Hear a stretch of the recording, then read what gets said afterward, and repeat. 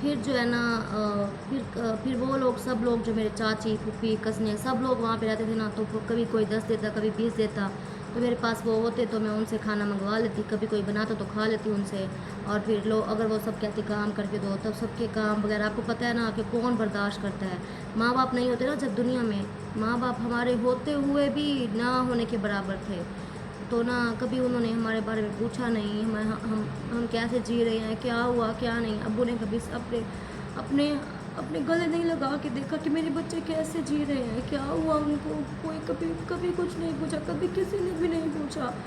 تو پھر نہ وہاں پہ میری سب سے چھوٹی پھپھو ہے اور میری کزن چاچو کی سب سے بڑی بیٹی ہیں، انہوں نے مجھے سپورٹ کیا، انہوں نے میرا ساتھ دیا۔ تو پھر نہ میں ان کے سہارے وہاں پہ ان کے گھر پہ رہی۔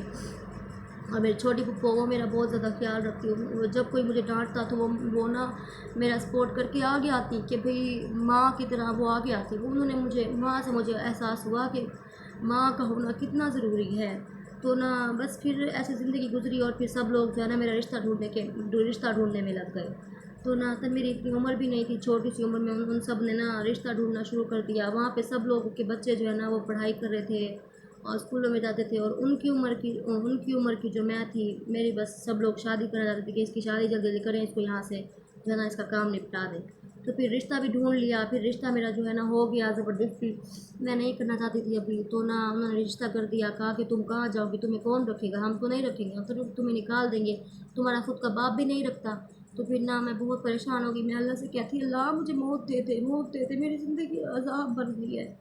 بس پھر مجھے وہ رشتہ پسند نہیں آیا، میں نے ان کو کہا یہ بھئی آدمی بھی جو ہے نا بڑی عمر کا ہے اور میں یہاں پہ شادی بھی نہیں کرنا چاہتی، تو نا انہوں نے کہا تم ہمارے گھر سے نکل جاؤ۔ پھر ان سب نے نا گھر سے نکال دیا۔ اس ٹائم میرے پاس کرائے کے پیسے نہیں تھے، سب نے 50 دیا اور میں نا وہاں سے اپنے ابو کے پاس آ گئی۔ پہلے میں نے اپنے ابو کو فون کیا، انہوں نے کہا کہ تم یہاں پہ نہیں آؤ، میری بیوی نہیں مانتی، میری بیوی کہتی تو اسے نہ آنے تو میرے گھر میں نہ آؤ۔ پھر جب اگلے دن میں نے اپنے ابو کو فون کیا، انہوں نے کہا ہاں آ جاؤ۔ ان دونوں نے آپس میں کوئی مشورہ کیا ہوگا، کچھ بھی ہوگا، وہ اللہ جانے۔ پھر نہ میں اپنے ابو کے پاس گئی، انہوں نے نا مجھے تقریباً ابھی ہفتہ ہی نہیں ہوا تھا مجھے اپنے ابو کے گھر گئے ہوئے، اور میری دوسری امی نے میرا رشتہ ڈھونڈنا شروع کر دیا۔ تو نا انہوں نے میرا رشتہ ڈھونڈنا شروع کر دیا، روز ایک فیملی لے کے آتے، وہ مجھے دیکھتے اور کبھی ان کو پسند آتے، کبھی جو بھی ان کا وہ مسئلہ تھا، کبھی ان کو جو ہے نا بس ان کی جو ڈیمانڈ تھی وہ ان کی پوری نہیں کرتے تھے جو لڑکے والے آتے تھے۔ تو پھر ایسے کرتے کرتے نا تقریباً نا 1 مہینہ 1.5 مہینہ گزر گیا۔ پھر نا میری امی جہاں پہ کپڑے سیل کرتی ہیں، وہاں سے نا ان کی ایک دوست بہن بنی ہوئی ہیں، انہوں نے نا میری امی کو کہا کہ نا یہاں پہ ہمسایوں کے گھر نا رشتہ آیا ہوا ہے، اگر وہ نہیں کرتے تو پھر تم کر دو۔ پھر نا وہاں سے میری امی وہاں سے ان کا